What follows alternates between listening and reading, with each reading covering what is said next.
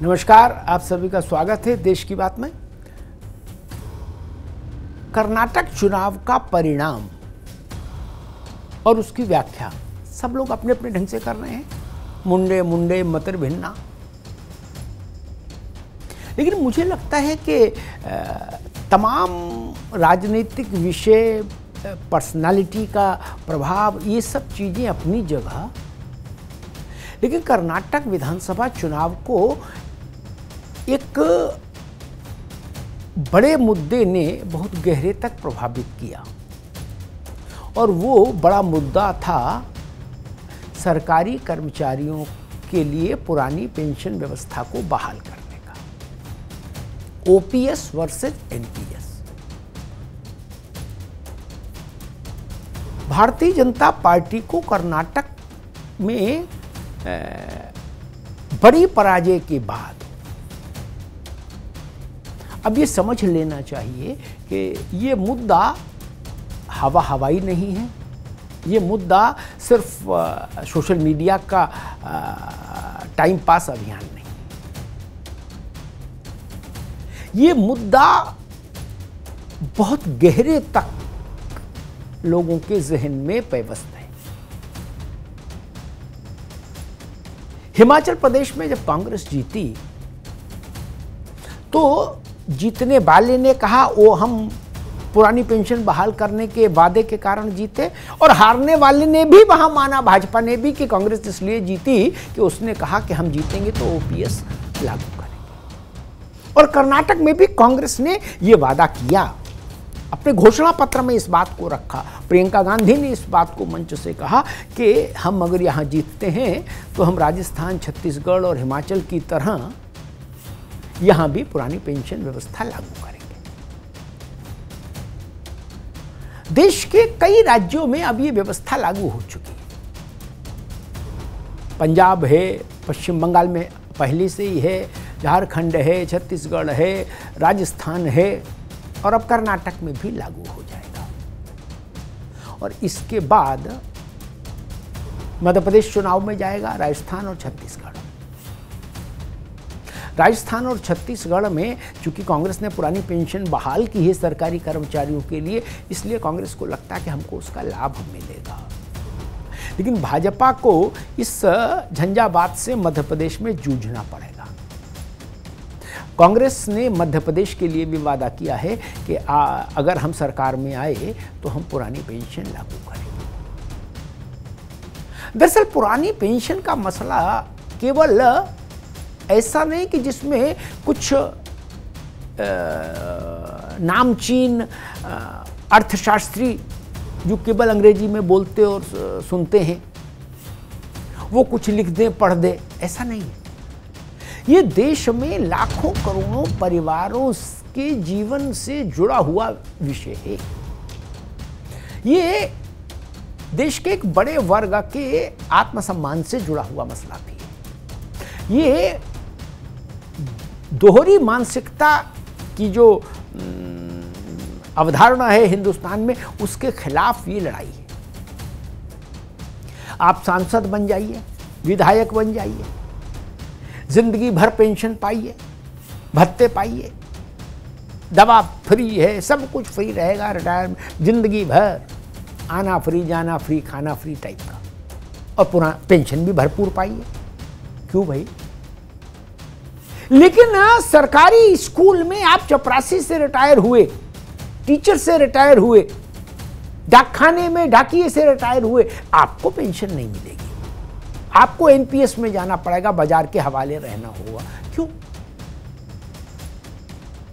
और जो जनता में इस बात को लेके आक्रोश है कि जो लोग नई पेंशन व्यवस्था के पक्ष में तर्क दे रहे हैं वो अपने लिए पुरानी पेंशन व्यवस्था लागू किए हुए।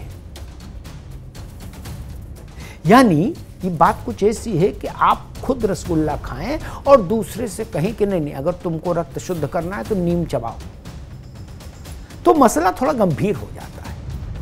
ये तो आप भी नीम चबाइए, तो दूसरे को कहने के अधिकारी हो जाएंगे आप।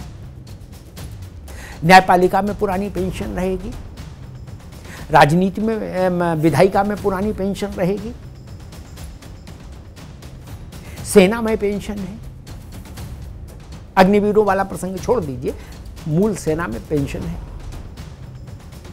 लेकिन सामान्य सरकारी कर्मचारी को आप बुढ़ापे में बाजार के हवाले कर देना चाहते हैं। कर्मचारियों के जो संगठन इसकी मांग कर रहे हैं, उनके पास अपने तर्क हैं।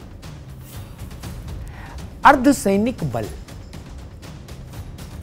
उनकी वीरता, उनका समर्पण किसी मायने में सेना से कम नहीं होता। वो भी लड़ते हैं, प्राण देते हैं, बलिदान होते हैं भारत माता की सेवा में। लेकिन उनको पुरानी पेंशन के तहत उनका परिवार आच्छादित नहीं है, कवर्ड नहीं है, वो भी कवर्ड नहीं है। रिटायरमेंट के बाद वो गांव में आके खेती करें और नई पेंशन व्यवस्था के तहत जो भी उनको महीने में 200, 400, 500, 1000, 2000 मिल जाए वो ठीक है। ऐसा क्यों? दिल्ली हाई कोर्ट ने एक फैसला दिया और कहा कि भारत के सभी अर्धसैनिक बल यानी पैरामिलिट्री फोर्सेस को सेना के समान ही माना जाएगा और इस नाते वो भी उसी पेंशन के हकदार हैं जो पेंशन सेना को मिलती है। और सरकार से कहा कि आप इसको लागू करिए। सरकार हाईकोर्ट के उस निर्णय के विरुद्ध सुप्रीम कोर्ट चली गई। तो स्वाभाविक है, जो लाखों पैरामिलिट्री फोर्स के जवान हैं, उनके परिवार हैं, उनके बृहत्तर परिवार हैं, नाते रिश्तेदार हैं, वो लोग आपसे नाराज होंगे ना इस मसले पर कि जिसने अपने प्राणों का उत्सर्ग कर दिया देश के लिए, हिफाजत के लिए, उस जवान के परिवार को पेंशन भी ना मिले। ये विषय गंभीर है और मुझे लगता है कि किसान बिल वाला जो मामला था, लगभग वैसा ही दृश्य और परिदृश्य इस ओपीएस पर बन रहा है। भारतीय जनता पार्टी आज इसको माने तो ठीक, कल माने तो ठीक, लेकिन सामान्य राजनीतिक समझ ये कहती है कि लोकसभा चुनाव में जाने से पहले केंद्र सरकार को और भारतीय जनता पार्टी को इस मसले पर कुछ वैसा ही कदम उठाना पड़ सकता है जैसा कृषि कानूनों को लेकर उठाना पड़ा था। और एक दिन अचानक से प्रधानमंत्री ने ऐलान किया था कि हम इन तीनों कानूनों को वापस लेते हैं, क्योंकि ये मुद्दा लगातार भाजपा के लिए राज्यों में राजनीतिक संकट पैदा कर रहा है। बाकी सब चीजें अलग हैं। Bajrang Dal, Bajrang Bali, 40% commission, this that, जितने भी तरह के मुद्दे आपने भी कर्नाटक में देखे, वो अपनी जगह थे। लेकिन ये मुद्दा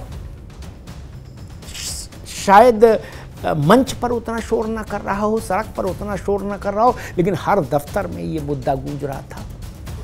हर सरकारी कर्मचारी के परिवार में ये मुद्दा सबसे बड़ा मुद्दा था।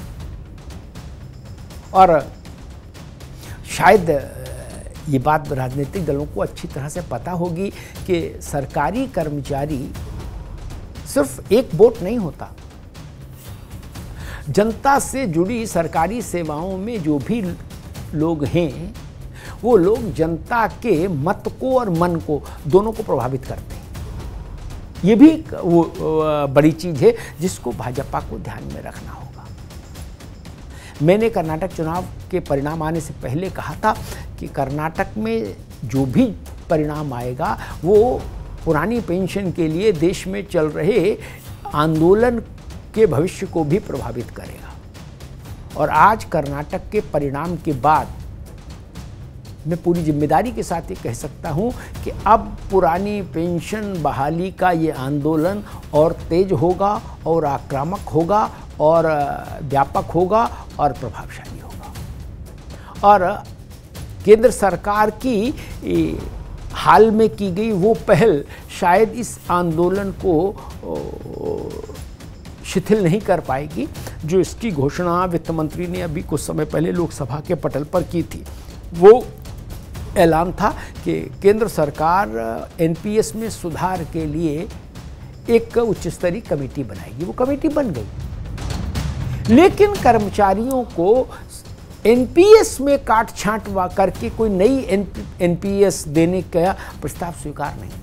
कर्मचारी संगठन कह रहे हैं हमको वही पुरानी पेंशन चाहिए जो पहले मिलती थी, अल्टरेशन मत करिए उसमें, यथावत वही पेंशन। और सरकार कह रही है कि नहीं, नई पेंशन में हम कुछ थोड़ी बहुत तब्दीलियां कर दें तो आप मान जाओ। मुझे लगता है अब ये पॉइंट ऑफ नो रिटर्न है कर्नाटक के फैसले के बाद।